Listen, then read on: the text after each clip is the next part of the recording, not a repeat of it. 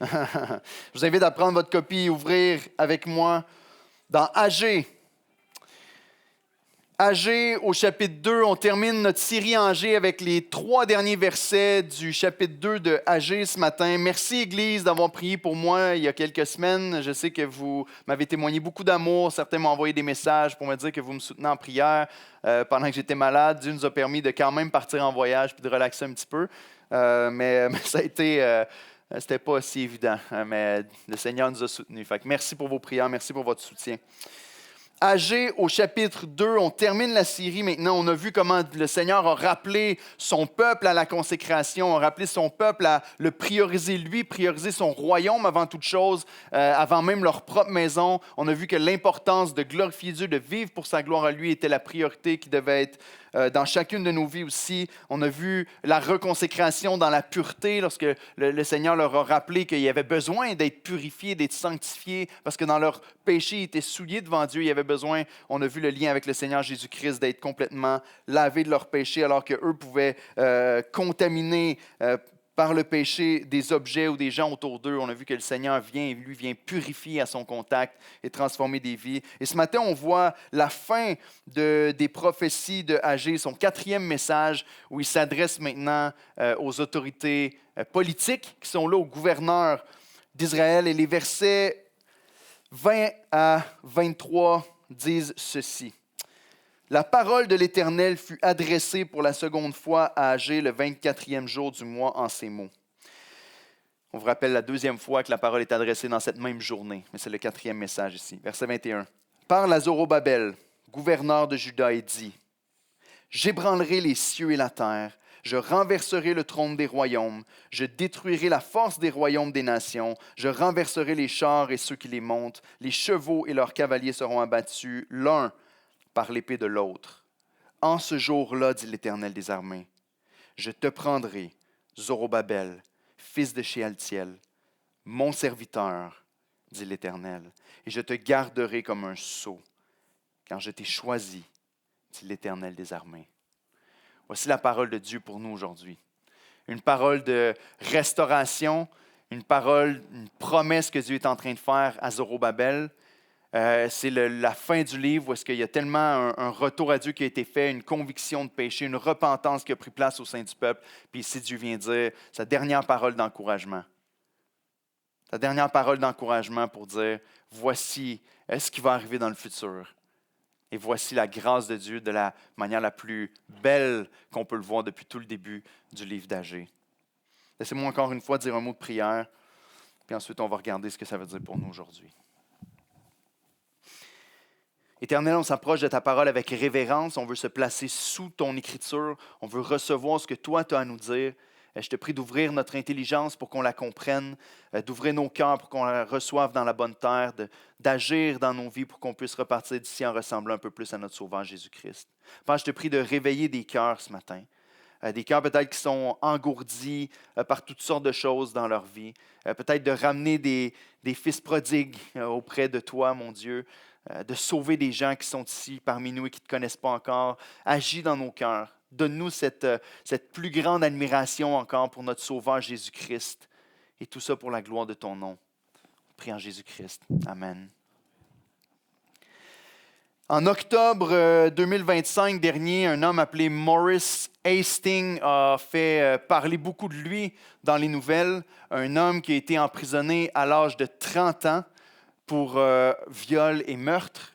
Et cet homme-là est allé en prison pendant 38 ans. Donc, à l'âge de 69 ans par la suite, on l'a vu passer dans les journaux et tout ça, parce que ce qui est arrivé, c'est qu'à Inglewood, lorsqu'ils ont fait son procès, cet homme-là a toujours clamé son innocence depuis le tout début, mais apparemment, les preuves allaient à sens contraire, puis on l'a condamné. Il est allé en prison, et pendant tout son séjour en prison, très long séjour, 38 ans de prison, il a continué à dire qu'il était innocent, mais on ne l'a pas écouté. Je vous invite à imaginer pendant un instant ce que ça peut faire non seulement pour ton nom dans cette région-là, pour tes enfants, ta famille, les gens qui sont autour de toi, qui retournent peut-être dans le milieu de travail ou à l'école et qui te connaissent, qui connaissent le fait que tu es parent avec cet homme-là. Imaginez la honte sur la vie de cet homme, l'abandon des gens qui sont proches de lui. ce que ce nom-là peut évoquer quand les gens l'entendent, le désespoir dans le cœur de Maurice Hastings à chaque décennie qui passe, de savoir qu'il est encore en prison pour un crime qu'il déclare ne pas avoir commis. Après 38 ans d'incarcération, on a décidé que c'était le temps d'évaluer les preuves et la semence qu'on a retrouvée dans le corps de la femme, pour se rendre compte finalement on n'a pas le bon gars. Après 38 ans, on a découvert que c'était un autre des hommes qui était suspect dans l'équation, qui est maintenant décédé. Puis on a dit, vraiment désolé pour 38 ans de prison. Maintenant, tu es libéré. Imaginez-vous la scène. Tu es emprisonné pendant presque 4 décennies. Tu es innocent à cause de toutes sortes de gymnastiques légales. Mais l'ADN prouve sans équivoque qu'il est innocent. Il est relâché, erreur judiciaire, la porte s'ouvre, il sort de prison, on lui rend son nom, sa dignité. Il est rendu à 69 ans maintenant, on lui donne une grande bourse, beaucoup d'argent pour dire on est vraiment désolé. Ça fait une tâche sur le système judiciaire aux États-Unis certainement, mais cet homme-là se voit recevoir une deuxième chance de pouvoir avoir une vie normale dans sa vie. Un soulagement tant attendu, et cet homme-là va pouvoir donner un héritage différent à ses descendants, mourir avec la paix, puis l'espoir dans son cœur que le nom Hastings ne va peut-être pas évoquer juste la terreur, mais évoquer plutôt la justice dans le futur devant lui. Une possibilité à une deuxième chance. Puis c'est inspirant comme histoire quand on pense à ça. Un jugement qui a été donné, un homme qui a subi un châtiment qu'il ne devait pas recevoir pendant tellement longtemps. Puis finalement, qui est libéré, qui a une deuxième chance à la vie pour le reste des années qu'il y a devant lui. Mais cette histoire-là, bien qu'elle est inspirante et touchante, est rien à comparer à la nouvelle vie que Jésus peut nous donner. Et rien à comparer à la vie que Dieu nous donne en Jésus-Christ. Et non seulement à nous qui sommes pécheurs, mais contrairement à cet homme-là, qui était innocent dans ce cas-là, mais pas innocent dans la totalité de sa vie, le Seigneur Jésus-Christ est totalement innocent et donne une vie nouvelle à des gens qui sont vraiment pécheurs. Une grâce, une libération à des gens qui ne le méritent vraiment pas. Et dans le texte qui est devant nous aujourd'hui, c'est ce genre de changement-là qu'on va voir, une deuxième chance qu'on trouve pour la vie et pour l'avenir, un nouvel espoir de laisser un héritage différent à ceux qui vont être après nous. Et les gars qui étaient à la conférence disent, il me semble que j'ai entendu ça récemment. Ils m'ont volé mon message en conférence en fin de semaine, c'est pas de ma faute. Ag 2, les versets 20 à 23, on voit cette restauration-là qui prend place particulièrement à travers Zorobabel. C'est la fin de Ag ici. Et quel message de grâce, de miséricorde et d'espérance. Et on termine encore une fois dans la même approche que nos derniers messages. Le temps est venu, l'idée principale aujourd'hui, le temps est venu pour une autre chance. Le temps est venu pour une autre chance après la repentance. Et après ce qu'ils ont vécu en déportation, qui a besoin ce matin de croire que Dieu est capable de changer notre vie pour de vrai? Qui a besoin de croire ce matin que tout ce que tu as vécu, que tout ce que tu as fait, que tout ce que tu as cru que tu étais ou que tu étais vraiment dans le passé peut être transformé par la grâce de Jésus-Christ pour donner un avenir meilleur et laisser un héritage meilleur à ceux qui viennent derrière toi? Que le Seigneur peut redéfinir et transformer non seulement ton identité, mais la trace que tu laisses par ton passage sur la terre. On le croit de tout notre cœur. Christ est venu apporter ce changement-là. Et ce matin, on veut le voir à travers un texte prophétique dans Ag 2. Regardons versets 20 et 22 en premier pour un temps de délivrance. Ici, le Seigneur, à travers son prophète, va rappeler la même chose qu'il a déjà dit au verset 6. Il parle d'un temps qui va venir dans le futur, un temps où va venir où le Seigneur va faire un jugement, où le Seigneur va régler toutes choses, va établir la paix, ce qu'on appelle le shalom souvent dans la pensée juive. Il va rétablir toutes choses d'une manière qu'elles doivent être établies. Et Ag s'adresse à Zorobabel, qui est le leader politique, le leader civil du peuple à ce moment-là. C'est le gouverneur parmi le peuple qui a été établi par le roi perse. C'est le leader du peuple, c'est l'autorité, et c'est normal qu'on s'adresse à lui pour lui parler du renversement de l'autorité qui va venir dans un futur proche et éloigné. C'est à lui que s'adresse la prophétie sur le renversement des autorités civiles. Dieu va libérer son peuple de l'oppression ennemie en son temps. Mais comme dans les livres prophétiques, souvent on entend un message qui est donné pour le peuple qui le reçoit à ce moment-là, mais il y a souvent une prophétie un peu plus éloignée et qui va s'accomplir un peu plus loin dans le temps par la grâce de Dieu. Agir amène le concept du verset 6, probablement pour pointer que les choses qu'il décrit ici dans les versets 20 à 22 vont arriver au même temps que les choses qu'il a parlé au verset 6. En gros, Dieu lui-même va intervenir pour effectuer un jugement et libérer finalement son peuple de l'oppression de l'ennemi. C'est ce qu'il va dire. Peuple, vous avez été déportés, vous avez été sous l'oppression des Mèdes et des Perses pendant tellement longtemps, vous avez été écrasés, maintenant vous êtes revenus dans votre pays. Il va venir un temps où cette autorité-là qui ne devrait pas régner sur vous va aussi être renversée. Puis on sait que beaucoup plus tard, avec Alexandre le Grand, les Mèdes et les Perses vont être complètement renversés, mais même dans un avenir un peu plus proche, ceux qui dominent sur eux à ce moment-là vont aussi être renversés. Mais on croit qu'il y a un jugement un peu plus loin qui est prophétisé ici. Le prophète parle d'événements qui sont arrivés dans le passé pour leur montrer la grande délivrance que le Seigneur va effectuer. Vous savez, dans les prophéties, il y a des illustrations, des images qui sont données pour parler d'une réalité. Il parle ici des chariots qui rappellent la délivrance en Égypte. Vous voyez au verset 20 à 22, au verset 22, il va dire « Je vais renverser le trône des royaumes. Je vais ébranler les cieux et la terre. Je vais détruire la force des royaumes des nations. Je renverserai les chars et ceux qui les montent. Les chevaux et leurs cavaliers seront abattus. » Et très rapidement, on entend puis on se rappelle de ce qui est arrivé quand le peuple d'Israël est sorti de l'Égypte, qui sont partis et que le peuple égyptien les a suivis avec leurs chars, avec leurs chevaux, qu'ils les ont suivis jusque dans la mer. Et le Seigneur a fermé la mer et a détruit les cavaliers avec leurs chars. C'est un rappel pour leur dire, notre Dieu est encore le même. Notre Dieu est puissant, il a renversé les puissances dans le passé, il est capable de le faire encore dans le futur. Ensuite, il donne l'exemple des épées qui se tournent les uns contre les autres. Autrement dit, je vais vous donner la victoire, c'est moi qui vais combattre à votre place, et les peuples ennemis vont s'auto-détruire entre eux. Ça évoque encore une pensée dans notre tête. Ça nous fait penser à Gédéon, qui a été pour combattre le peuple ennemi, et Dieu a fait le chaos au milieu du camp, et le peuple s'est autodétruit eux-mêmes finalement, et a donné la victoire à son peuple par sa grande puissance. Et pour eux, ils reçoivent cette prophétie avec l'espérance que les Perses allaient tomber. C'est bien arrivé, mais ici, regardez dans le texte au verset 21, il nous dit qu'il va ébranler les cieux et la terre. Puis au début du verset 22, il dit « Je renverserai le trône des royaumes ». Pluriel. Il fait référence à la force des royaumes, il fait référence un peu plus loin à la force des nations à la fin du verset 22. Et on croit qu'il fait référence à beaucoup plus que juste les peuples qui régnaient sur eux à ce moment-là. Mais qu'il y a un temps qui va venir où le Seigneur va établir la justice, va libérer pleinement tout son peuple et qui va renverser toutes les nations qui sont opposées à lui et qui sont ennemies. Un temps où Dieu va faire un jugement final. On parle de toute nation ici et on parle encore on fait référence au cosmos, au monde entier lorsqu'on parle de la terre et des cieux. Toutes les fois, je vous le rappelle, mais où il y a cette expression d'ébranler, ça fait référence à des moments où Dieu, à ce qu'on appelle des théophanies, où Dieu s'est manifesté. Dieu s'est manifesté à Moïse sur le mont Sinaï, le mont a tremblé. Dieu s'est manifesté dans le temple de Salomon où on a eu des tremblements. Il y a eu toujours des manifestations comme ça, où quand il y a des grands changements au milieu de son peuple, Dieu vient ébranler et changer les choses.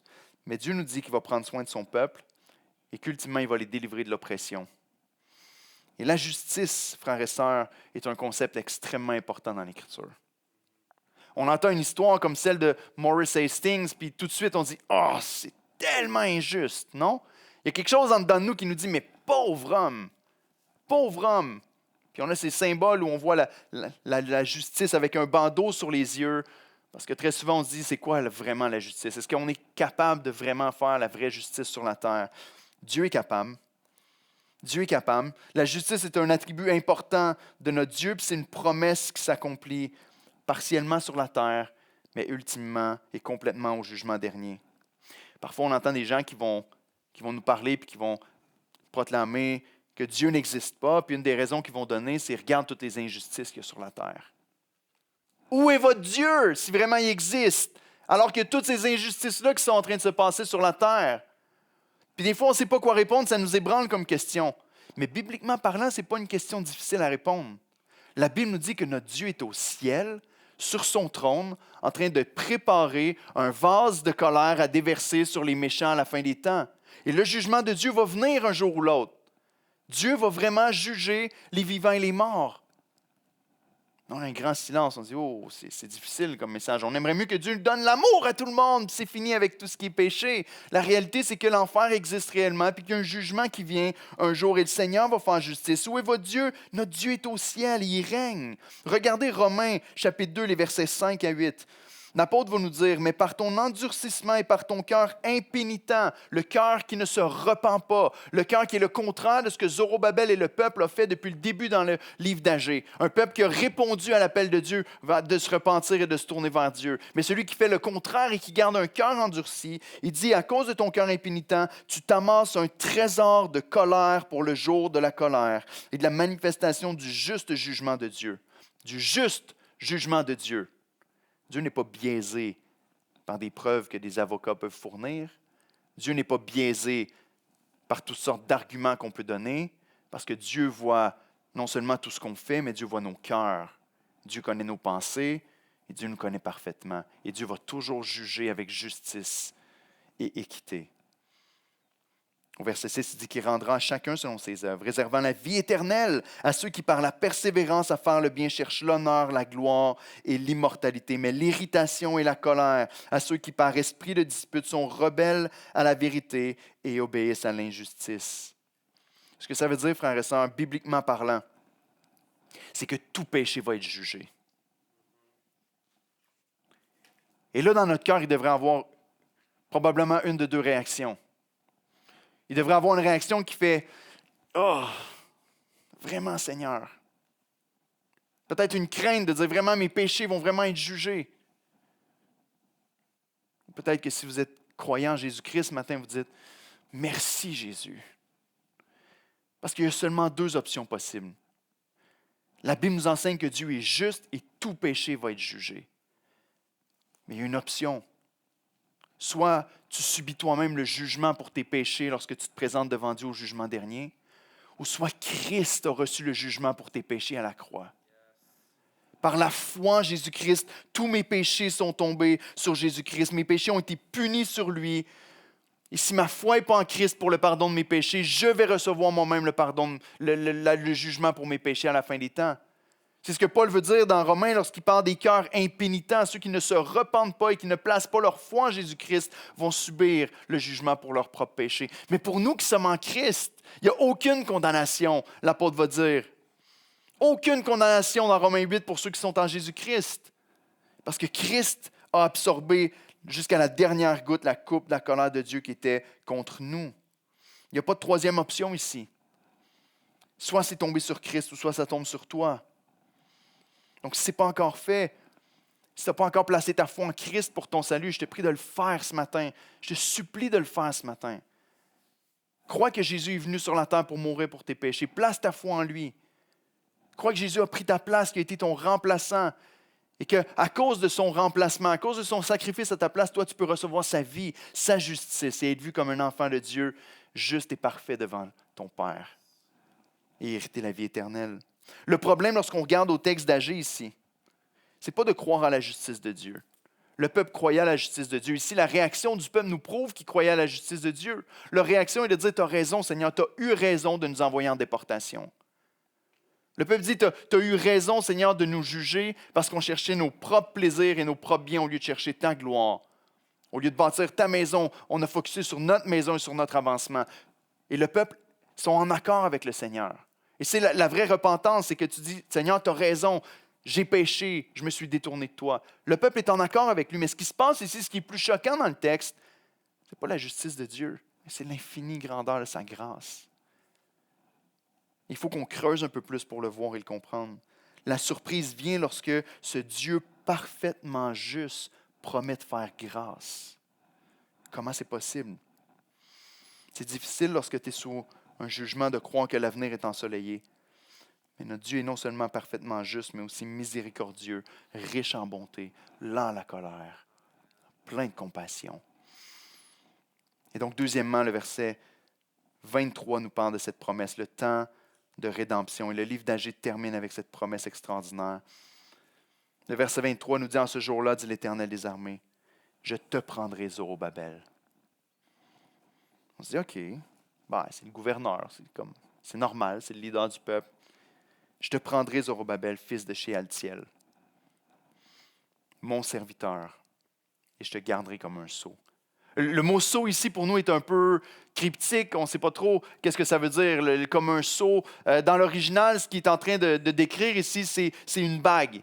C'est une bague que le roi avait à son doigt et qui avait le logo, l'image qu'il représentait, et avec lequel il venait sceller les lettres qu'il voulait envoyer ou qui scellait les ordres qui étaient donnés par le roi. Donc le roi pouvait écrire un édit et dire, je ne sais pas, on augmente les taxes cette année, il mettait son sceau dans la cire, puis les gens savaient que c'était un document officiel. Et Dieu utilise cette image-là pour dire, tu es mon représentant et tu seras comme un sceau. Autrement dit, tu es comme la bague que je mets à ma main et tu es celui qui va me représenter et qui va porter mon sceau et qui va parler pour moi. On se dit, OK, c'est intéressant, c'est vraiment pertinent, c'est beau de voir que le Seigneur lui fait cette promesse-là, qu'il va se servir de lui. Mais on a besoin de comprendre un peu plus le contexte familial de Zorobabel pour comprendre la grandeur de la promesse qui est donnée ici. Zorobabel, dans tout le texte qu'on voit du verset 1 d'Agé jusqu'à la fin du chapitre 2, n'a rien fait pour être racheté à part placer sa confiance en Dieu, à part croire. À part faire confiance, le Seigneur lui a dit, voici ce que tu dois faire, repens-toi, détourne-toi, délaisse les choses, les idoles et les choses qui viennent vous conduire à votre perte et construis mon temple et tourne-toi vers moi. Et Zorobabel a dit, oui Seigneur, oui Seigneur, oui Seigneur. Il a placé sa confiance en Dieu. Il a dit, on s'est détourné, maintenant on revient vers toi. La seule chose qu'il a fait, c'est de placer sa confiance. De la même manière que nous, la seule chose qu'on fait pour pouvoir être sauvés, c'est de placer toute notre confiance en Jésus-Christ. On croit en lui pour notre salut, puis on est sauvé. C'est tout? Oui, c'est tout. On n'a pas à faire toutes sortes de choses. Mais ici, il y a une promesse qui est faite à Zorobabel. Il lui dit, autrement dit, tu as un héritage. Un peu comme Hastings, qui avait un héritage qui était corrompu, où est-ce qu'on pouvait avoir souillé son nom, il y avait une honte qui était sur sa famille. Zorobabel est ce genre de personne-là ici.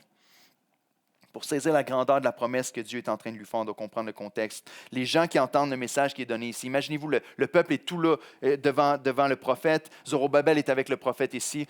Le prophète dit à Zorobabel cette promesse-là, tu vas être comme un sceau, comme cette bague qui sert à sceller les lettres, et le peuple est tout en train d'entendre. Mais le peuple connaît Zorobabel, le peuple connaît la famille de Zorobabel, et l'impact de recevoir une parole comme celle-là doit avoir conduit les gens sur leur genoux en larmes, et particulièrement Zorobabel, parce que Zorobabel et sa famille étaient maudits de Dieu. Zorobabel et sa famille avaient reçu une malédiction sur leur vie. On nous dit qu'ici, Zorobabel est le fils de Shealtiel, et Shealtiel est le fils de Jéconia. Et Jéconia est le dernier roi d'Israël.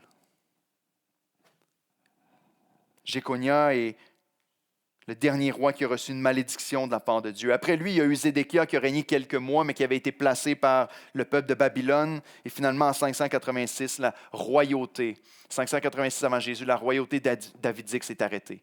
La lignée de rois. Dieu avait promis à David, il va toujours avoir un de tes héritiers qui va être assis sur le trône. Mais Jéconia s'est rebellé contre Dieu. Jéconia a péché, s'est tourné vers les idoles et Dieu a donné un jugement sur Jéconia. Et on le voit dans Jérémie, chapitre 22, les versets 24 à 30. Voici la parole que Dieu a donnée au grand-père de Zorobabel. Et lui a dit, je suis vivant, dit l'Éternel. Quand Jéconia, fils de Joachim, roi de Juda, serait un anneau à ma main droite, c'est de ça qu'il parle ici dans Agé 2, je t'arracherai de là. Je te livrerai entre les mains de ceux qui en veulent à ta vie, entre les mains de ceux devant qui tu trembles, entre les mains de Nebuchadnezzar, roi de Babylone, entre les mains des Chaldéens. Regardez au verset 30. Ainsi parle l'Éternel. Inscrivez cet homme, il parle de Jéconia encore, comme privé d'enfant, comme un homme dont les jours ne prospèrent pas.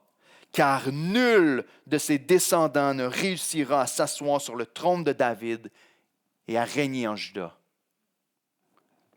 Imaginez-vous la sentence que Dieu est en train de donner. Dieu est en train de dire la lignée davidique s'arrête ici. C'est terminé. Vous vous êtes rebellés, vous êtes détournés. Et l'image que Dieu est en train de donner à son peuple à travers la prophétie, c'est qu'il prend la bague qui est à son doigt puis il la jette au loin. Vous allez être déportés. C'est exactement ce qui arrive. Le peuple est déporté. Jéconia s'en va en déportation. Son fils après lui est aussi en déportation. Et son petit-fils Zorobabel est là-bas jusqu'au jour où Dieu libère son peuple et leur permet de rentrer dans le pays. La malédiction est tombée sur eux. Imaginez-vous la situation de Zorobabel au milieu du peuple. Imaginez-vous cet enfant dont le père a été en prison à cause d'un crime grave et qui retourne à l'école la semaine d'après parmi ses amis. Et ses amis de classe le voient à l'école. Imaginez le jugement qui est tourné vers lui, les choses qu'on peut lui dire, prononcer contre cette personne-là. S'il y en a ici qui ont vécu avec des familles ou des gens qui étaient avant vous qui avait une certaine réputation, vous savez de quoi on parle ici. Parce que les gens, dès qu'ils entendent ton nom de famille, font « est-ce que tes parents avec? » Je connais très bien ce sentiment-là. Est-ce que tes parents avec un tel? Ah, t'hésites à répondre. Ouais, mais on ne se parle pas vraiment. La honte est tombée sur la famille de Zorobabel. Et en ce moment, il n'y a aucun roi en Juda. Aucun. Il y a un gouverneur établi par les Perses et les Mèdes. La royauté est terminée. Il y a un désespoir qui est là dans le cœur des gens en disant la lignée davidique est finie. Mon grand-père s'est fait dire t'es maudit, je te lance au loin et c'est terminé. Donc, comprenez-vous la puissance de la parole de Dieu qui tombe pour Zorobabel et le peuple ici? Lorsque Dieu s'adresse à lui, il lui dit je te garderai comme un sceau. Autrement dit, Zorobabel, je reprends la bague que j'avais jetée au loin. À cause de ta repentance et ton retour à Dieu, à cause que tu as reconnu ton péché, que tu t'es détourné de ton péché, que tu t'es tourné vers Dieu, l'alliance est rebâtie avec toi. Je ne vais pas abandonner mon alliance. Tu es mon serviteur, Zorobabel. Il y a un avenir pour toi. L'héritage que tu vas laisser derrière toi ne sera pas le même que ton grand-père a laissé. Parce que je rétablis mon alliance. Et il va y avoir quelqu'un. Autrement dit, ce que le peuple entend, c'est qu'il va y avoir quelqu'un à nouveau qui va être assis sur le trône de David. Mais ça n'arrivera pas pendant la vie de Zorobabel. Ça n'arrivera pas pendant le reste même des prochains presque 500 ans. Aucun des descendants se sont assis sur le trône. Malgré le grand châtiment, son retour à Dieu a fait en sorte que la promesse a été rétablie. Ce que Dieu est en train de faire ici, c'est que Dieu vient renverser la malédiction pour en faire une bénédiction. Je viens de dire, dans le péché, tu t'es corrompu, tu t'es éloigné. Maintenant, ton grand-père t'a amené dans une situation terrible, vous avez été déporté, il n'y a plus d'espoir pour vous autres. Mais Dieu vient renverser la malédiction et dire, il y a un espoir nouveau pour toi. Parce que tu t'es repenti et que tu es revenu à moi. Dieu renverse le jugement. Zorobabel qui portait le poids de cette histoire familiale, un grand-père maudit, un trône perdu, un peuple sans roi, un simple gouverneur sous l'emprise perse. Et là, Dieu lui dit, je te prends comme un anneau, je t'ai choisi. C'est un renversement complet de ce qui se passait et de la malédiction. La grâce qui purifie l'histoire familiale. La royauté qui va revenir finalement à travers Zorobabel dans un futur pas si éloigné que ça. La honte est partie. Il y a une nouvelle identité pour Zorobabel et sa famille. Au lieu d'être maudit maintenant, le petit-fils de Jéconia est béni, serviteur de Dieu et choisi par Dieu. Wow! Dieu fait ça lorsqu'il nous sauve en Jésus-Christ. Et lorsqu'on voit ici dans la suite des choses et le peuple qui attend de voir, OK, mais ça va être qui ce roi-là qui va venir? Notre Dieu est réellement un Dieu qui sauve, qui rachète, qui renverse le mal pour produire le bien. Celui qu'on appelle souvent le Dieu des deuxièmes chances, qui est en train d'en donner une toute nouvelle à Zorobabel puis au peuple. La Bible nous dit qu'en Jésus, on n'est plus simplement le fils et la fille de telle et telle personne autour de nous. On est maintenant le fils et la fille de Dieu. Notre identité est changée. On est transformé. Est-ce que tu as besoin d'une nouvelle identité ce matin ou de te rappeler ta nouvelle identité en Jésus-Christ? Ce que ce texte-là nous montre, c'est que Dieu peut te prendre dans ta faiblesse, dans ton brisement, dans tes traumas, dans tes peurs, dans tes inquiétudes, dans tes doutes, dans ta tristesse, dans ta noirceur, et il peut te relever. Il peut renverser ta vie complètement. Donner une nouvelle trajectoire à ta vie jusqu'à la fin de tes jours. Donner un nouvel héritage à ceux qui vont connaître le nom Ricard ou le nom de famille que tu portes ou avoir, au lieu de la honte, une fierté d'appartenir à une certaine famille parce que Christ maintenant fait partie de ta vie. Donne une nouvelle joie de vivre, une nouvelle trajectoire. Tes blessures peuvent être guéries puis leur effet sur toi aussi. Écoutez, ici, on n'a pas besoin d'essayer de briser des malédictions générationnelles. On n'a pas besoin d'essayer de faire des soirées de prière où on vient prier ensemble pour dire son ancêtre a fait tel péché. Quand tu arrives en Jésus-Christ, tout ça est effacé d'un coup. Christ te donne une vie nouvelle. Dans 2 Corinthiens 5,17, on nous dit « Celui qui est en Christ est une nouvelle créature. Les choses anciennes sont passées. Voici, toutes choses sont devenues nouvelles. » Tu n'as pas besoin d'essayer de le défaire par toi-même. Christ l'a défait pour toi. Et lorsqu'on regarde à la parole de Dieu puis qu'on regarde au déroulement de la parole de Dieu, on ne revoit plus le nom de Zorobabel avant très longtemps dans l'Écriture. En fait, on retrouve le nom de Zorobabel à un endroit dans le Nouveau Testament. Savez-vous c'est où? Dans la généalogie de Jésus-Christ. Lorsqu'on nous décrit que le nouveau roi vient d'arriver sur la terre, lorsqu'on nous décrit que le roi d'Israël, celui qui aime se faire appeler le fils de David dans les évangiles, arrive sur la terre, on a cette déclaration qu'il est le fils descendant de Zorobabel. après la déportation. Dieu a restauré l'héritage de cette famille-là. Et maintenant, il fait partie des ancêtres du Christ, du Sauveur, du Messie qui allait venir à travers Zorobabel. Il y a quelqu'un maintenant qui est assis sur le trône de David sans jamais pouvoir être détrôné. C'est Jésus-Christ, notre Sauveur.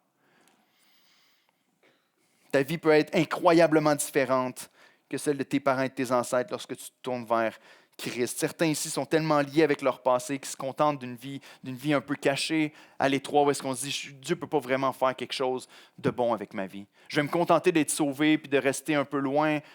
Dieu ne peut pas vraiment changer les choses, ne peut pas vraiment se servir d'une personne comme moi. J'ai trop péché, j'ai été trop loin, je ne suis pas une personne assez honorable, je ne parle pas aussi bien que les autres, je ne suis pas ci, je ne suis pas ça. Puis on regarde dans notre vie, on regarde dans notre background, on regarde dans notre arrière-plan, puis on se dit, c'est impossible que Dieu fasse vraiment une grande œuvre. Je vais me contenter d'être là en retrait un peu, puis de recevoir mon salut. La parole de Dieu nous dit, c'est faux. Dieu t'a racheté pour sa gloire. Dieu t'a racheté pour un but. Vous savez, j'ai longtemps combattu avec ça au début de ma vie chrétienne. Je me disais, pourquoi est-ce que Dieu ne fait pas juste nous transporter directement au paradis quand on croit? Pourquoi on reste sur terre à vivre toutes ces années tellement difficiles? Où est-ce qu'on combat pour notre foi? Où est-ce qu'on vit encore des souffrances, des luttes? Où est-ce qu'on dit c'est tellement long avant qu'on arrive dans la vie éternelle? La raison est simple. Le Seigneur veut glorifier son nom à travers ta vie. Si tu es encore sur la terre aujourd'hui et que tu es un enfant de Dieu, c'est parce que Dieu veut manifester son caractère, sa gloire, sa personne, son évangile à travers toi pour que d'autres puissent être sauvés aussi. Il y a un but à ta vie. Tu existes pour la gloire de Dieu. Comme Zorobabel, repens-toi, crois au Dieu qui renverse la malédiction en bénédiction et qui te sauve pour te donner une nouvelle vie, une nouvelle trajectoire. Dieu va agir à travers ta vie. Peut-être que comme Zorobabel, ton histoire familiale est très lourde. Des parents qui t'ont blessé, des autorités qui ont abusé, peut-être même dans l'Église. Un héritage de honte plutôt que de bénédiction et tu te dis, qui suis-je pour que Dieu agisse à travers moi? Écoute ceci, en Christ, ton arbre généalogique ne décide pas ton avenir. Quand tu tournes vers Jésus, la malédiction est renversée. Tu es choisi, tu es pardonné, tu es envoyé. À la croix, Christ a porté la malédiction pour pas que tu la portes. Quand tu crois en lui, tout devient nouveau. Mets ta foi en Christ. Attends pas plus loin. Dieu aime ce genre de cœur-là où est-ce qu'on se repose en lui puis qu'on croit vraiment ce qu'il nous dit. Qu'on croit vraiment qu'il nous dit qu'on est maintenant. Zorobabel, Dieu a dit à son grand-père qu'aucun roi siégerait et pourtant, à travers sa repentance puis son retour à Dieu, à travers sa foi en Dieu, la malédiction est renversée puis maintenant il y a un avenir. Zorobabel fait partie de ceux qui sont les ancêtres du Christ. Et dans Jean 6, 27, on utilise la même expression de sceau à la main de Dieu pour parler du Seigneur Jésus-Christ. Dans Jean 6, 27, on nous dit quand c'est lui que le Père, que Dieu a marqué de son sceau, qui est venu sur la terre comme étant la représentation parfaite de Dieu, le message de Dieu. Et vous savez ce que la Bible nous dit dans Éphésiens 1? Que Dieu nous a marqués par la foi en Jésus-Christ. Il nous a scellés de son Saint-Esprit. Maintenant, nous sommes aussi de ceux qui portent son image et qui le glorifient sur la terre. Autrement dit, Dieu, ce qu'il dit, il va l'accomplir. Dieu est fidèle. Nous, pas toujours, mais Dieu est fidèle. Est-ce que tu as confiance que Dieu est fidèle à sa parole et en ses promesses? C'est avec une assurance comme ça que le livre d'Agé se termine. Une assurance que Dieu nous promet qu'il y a un avenir meilleur qui s'en vient. Dieu nous promet qu'il renverse la malédiction en bénédiction. Et il continue. Et le peuple obéit au Seigneur. Ils disent, parfait Seigneur, on va rebâtir le temple. On va recommencer l'adoration. On va recommencer à te prioriser dans chacune de nos vies. Dieu a lui-même châtié son peuple pour lui éviter la perdition. Il a lui-même ramené son peuple à travers son prophète par l'œuvre de son esprit. Il a purifié son peuple et il l'a ramené dans ses voies pour prioriser le royaume de Dieu puis garder ses yeux sur le Sauveur qui viendrait un jour. Mais aussi à travers la promesse faite à Zorobabel que le Messie, le prochain roi, le véritable roi d'Israël, va régner aussi sur le trône de David. La promesse faite à David est renouvelée ici. Agé reçoit une prophétie qui dépasse le détrônement des Médo-Perses pour parler d'un détrônement beaucoup plus grand, où Dieu va renverser les puissances des ennemis de notre âme, du diable, des démons et du péché sur nos vies pour établir son règne du roi qui ne va jamais être détrôné. Dans 1 Timothée 1, 17, voici comment l'apôtre nous décrit ce roi de gloire. Il dit au roi des siècles, il parle de Jésus ici, immortel, invisible, seul Dieu soit honneur et gloire au siècle des siècles. Amen. C'est le seul roi qui nous réconcilie avec le Père. Le seul roi qui peut vraiment pardonner nos péchés parce qu'il les a pris sur lui. Le seul roi qui est vraiment allé jusqu'à la mort pour nous sauver. Le seul roi qui nous donne la vie à travers sa résurrection et qui nous permet de vivre avec lui dans son royaume pour l'éternité. Le roi qui est digne de toute notre confiance, qui est digne de tout notre dévouement. Et comme le peuple au temps d'Agé avançait avec foi que ce jour-là allait venir où le Messie allait venir, on avance encore aujourd'hui avec foi vers le retour du Messie. On avance encore avec foi en disant le Messie est venu, le Messie nous a sauvés, le Messie a accompli son œuvre sur la croix, il nous a établis comme un nouveau, des sacrificateurs, un royaume, et il est en train de bâtir son royaume. Mais un jour, il revient. Puis un jour, Jésus-Christ va revenir. Puis un jour, il va établir finalement son royaume. Il va changer la terre et les cieux, puis on va être avec lui pour l'éternité. Puis on regarde encore à cette promesse-là qui est dans l'avenir. Puis encore une fois, on avance comme le peuple âgé, dans la repentance, dans l'obéissance envers Dieu. Mais qu'est-ce que ça veut dire pour nous aujourd'hui? Ici, on nous parle de rebâtir le temple. On ne croit pas qu'on doit rebâtir un temple et recommencer à offrir les sacrifices. Christ a tout accompli. On n'a plus besoin de ça. Mais qu'est-ce que Dieu nous appelle à faire comme obéissance? On pourrait dire simplement, le Seigneur nous a laissé sa parole. Qu'est-ce que le Seigneur t'appelle toi aujourd'hui à répondre à sa parole dans ta vie? Qu'est-ce que le Seigneur t'appelle à obéir dans sa parole, que peut-être tu résistes depuis un bout de temps? De quelle manière est-ce que le Seigneur t'appelle à revenir à lui dans la repentance, dans la reconnaissance? À l'Église d'Oxa, entre autres, on travaille à l'avancement du royaume de Dieu dans notre contexte à nous, mais avec cette assurance-là certaine du retour du grand roi. Et la parole de Dieu nous enseigne, et l'histoire de l'Église nous enseigne que lorsqu'on parle de l'espérance du retour de Christ, c'est une espérance joyeuse, ce n'est pas une espérance passive. On ne fait pas juste rester assis en se disant maintenant j'ai placé ma foi en Jésus, j'attends. J'attends le retour, peu importe ce qui se passe autour de moi. Mais le Seigneur nous appelle à avoir une attente puis une espérance qui est active, à entrer dans l'œuvre que le Seigneur est en train de faire. On a prié avec l'équipe tout à l'heure avant de commencer le service que le Seigneur n'a pas besoin de moi puis il n'a pas besoin de vous pour faire son œuvre. Mais le Seigneur nous fait grâce de nous faire participer à son œuvre pour amener des gens à la connaissance de Christ. De quelle manière ce matin le Seigneur t'appelle toi à œuvrer dans son royaume avec l'assurance de son retour? Zorobabel se met à l'œuvre tout de suite en répondant au Seigneur, puis son activité dans le présent confirme et témoigne la foi qu'il a placée en son Sauveur. Son obéissance dans le présent confirme et témoigne de son espérance future. Autrement dit, ce que ça veut dire, c'est que si ton espérance au retour de Christ, si ton espérance en Dieu est réelle, on va la voir. On peut dire comme on veut qu'est-ce qu'on croit dans notre vie. On peut dire, je crois à ceci, je crois à cela, voici, j'espère au retour de Christ. Mais la chose qui va vraiment nous dire si tu espères au royaume de Christ et au retour de Christ, c'est la manière dont tu vis ta vie. Et les gens peuvent le voir autour de toi. Nos enfants le voient en premier. Mon père dit beaucoup de choses, mais dans sa vie, je ne vois pas vraiment Christ. Je vois plutôt sa propre gloire à lui. Est-ce que ma vie personnelle proclame l'heureux retour de Jésus ou l'heureuse retraite en Floride?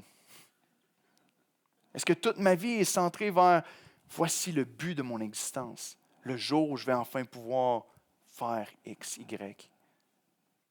Le jour où je vais enfin pouvoir avoir telle et telle chose. Vers quoi est-ce que ta vie se dirige? Parce que peut-être que tu ne te rends pas compte, mais les gens qui sont autour de toi voient la direction de ta vie. Puis peuvent confirmer ou infirmer si tu crois vraiment en Christ et si tu existes vraiment pour lui. Est-ce que mes choix de chaque jour reflètent la reconnaissance envers Dieu de son pardon ou est-ce que mes décisions reflètent la recherche passionnée du confort? Une citation et je vous laisse avec ça, on va chanter un dernier chant si Sandra et Amy peuvent s'approcher. Une citation que j'ai lue il y a très longtemps dans un livre que j'ai énormément aimé d'un auteur qui s'appelle Leonard Ravenhill. Un peu controversé, les gens ne vont pas tous l'aimer, mais il a écrit un livre qui m'a beaucoup parlé, beaucoup challengé dans ma vie, qui s'appelle Why Revival Tarries. Pourquoi est-ce que le réveil tarde? Et dans ce livre-là, il dit une phrase qui est restée avec moi depuis que je l'ai lu la première fois. Il va dire « Valait-il la peine que Jésus se sacrifie pour les choses pour lesquelles tu vis? » Est-ce que les choses pour lesquelles tu vis présentement valaient la peine que Jésus meure pour elles? Réfléchis pendant quelques secondes. Est-ce que vraiment tu peux regarder à ta vie et dire « Seigneur, la direction de ma vie, les décisions que je prends, que ce soit la manière de gérer ma maison, ma famille, mon argent, mon temps, mon agenda, témoignent de ma reconnaissance. Imaginez-vous, le Seigneur a sauvé ta vie, comme cet homme-là qui sort de prison. Maintenant, il y a une nouvelle chance à la vie. Il y a un montant d'argent. On sait que ça a été très injuste qu'il a vécu, mais maintenant, il y a une nouvelle chance. S'il sort dehors et qu'il fait juste scraper le reste de sa vie en faisant n'importe quoi, ça va être du vrai gâchis, non? De la même manière que nous, lorsque Christ vient changer notre vie, qui nous donne une vie nouvelle en lui, qui nous donne un nouvel objectif dans notre vie, une nouvelle trajectoire, et qu'on la vit pour toutes sortes de choses qui sont appelées à périr. Gaspillage. Ce n'est pas une vie qui a valu la peine d'être vécue, frères et sœurs. Je sais que ce n'est pas populaire, je sais que ce n'est pas vraiment la manière dont on va bâtir une énorme église avec des messages comme ceux-là. Mais mon cœur, c'est de vous dire la vérité. Je crois que le Seigneur nous appelle à vivre chaque jour de notre vie pour la gloire de son nom, pas pour la gloire de mon nom. On veut voir des disciples grandir à l'image de Christ à l'Église d'Oxa. Et je crois que ça passe par là. Est-ce que tu réalises la grandeur de ce que Christ a accompli pour toi? En réalisant le rachat et la nouvelle promesse que Dieu fait à Zorobabel, Zorobabel n'a pas vécu le reste de sa vie comme il avait vécu le début de sa vie. Le reste de sa vie était centré sur l'honneur et la gloire de Dieu, avec l'espérance de ce que Christ allait faire. Est-ce que ça valait la peine que Jésus se sacrifie pour les choses pour lesquelles tu vis? Dieu t'a racheté, t'a donné une nouvelle chance. Comment est-ce que tu utilises cette vie-là qui a été rachetée? Pas avec de l'argent et de l'or, va nous dire l'apôtre Pierre, mais par le précieux sang de Jésus-Christ. Prions ensemble.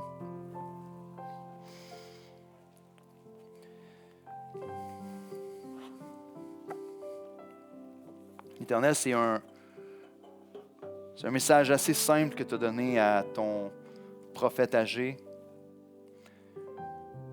C'est un message assez simple que tu as donné à Zorobabel à travers lui, mais combien puissant. Merci de ne pas être le Dieu qui s'est contenté d'être juste. Tu aurais pu, Seigneur, tu aurais été parfaitement bon d'exercer ta justice et de seulement nous envoyer en enfer. Mais tu as été miséricordieux, plein de grâce et de bonté. Tu as choisi de venir toi-même prendre notre place. Dieu le Fils qui s'est incarné, qui est devenu un simple homme et qui est mort à notre place sur la croix du Calvaire pour nous donner la vie, pour changer notre trajectoire, pour changer même l'héritage qu'on peut laisser sur la terre. Seigneur, il y a plusieurs personnes qui sont ici ce matin avec un arrière-plan qui les affecte depuis longtemps, qui sont ici en se disant, mais c'est impossible, je laisse ça aux autres. Les autres peuvent être utilisés par le Seigneur. Les autres peut-être peuvent, lui, il est fils de pasteur, il peut être utilisé pour la gloire de Dieu, mais moi, je ne viens pas de la même place. Seigneur, je te prie que chacun de nos cœurs soit convaincu que ça ne dépend pas de notre arrière-plan ce matin. Ça dépend de ce que Christ a fait pour nous. Je te prie que tu nous convainques par ton esprit dans chacun de nos cœurs que si Christ vit en nous par son Saint-Esprit, la gloire de Dieu peut être manifestée dans nos vies. On peut consacrer nos vies pour l'avancement de ton royaume et tu peux glorifier ton nom à travers chacun de nous. Je te prie qu'on vive pour ça, Seigneur. Je te prie qu'on décide d'arrêter de vivre pour des choses qui sont superficielles, qui ne durent pas. Et comme le peuple qui a répondu au message d'Agé, qu'on se détourne de tout l'investissement dans les choses qui sont appelées à passer pour investir tout le reste de notre vie, Seigneur, pour ton royaume et l'avancement de ta gloire. On ne parle pas ici de prendre des décisions folles. On parle ici de prendre des décisions de foi. Convainc nos cœurs, je t'en prie, pour l'honneur et la gloire de ton nom. Et je crois, Seigneur, selon tes promesses, que c'est aussi ce qui nous apporte la plus grande joie et la plus grande satisfaction dans nos vies. Parce que comme l'apôtre le dit, vivre, c'est Christ. Donc sois honoré par chacune de nos vies. Merci pour ta sainte parole. C'est en Jésus qu'on te prie ce matin.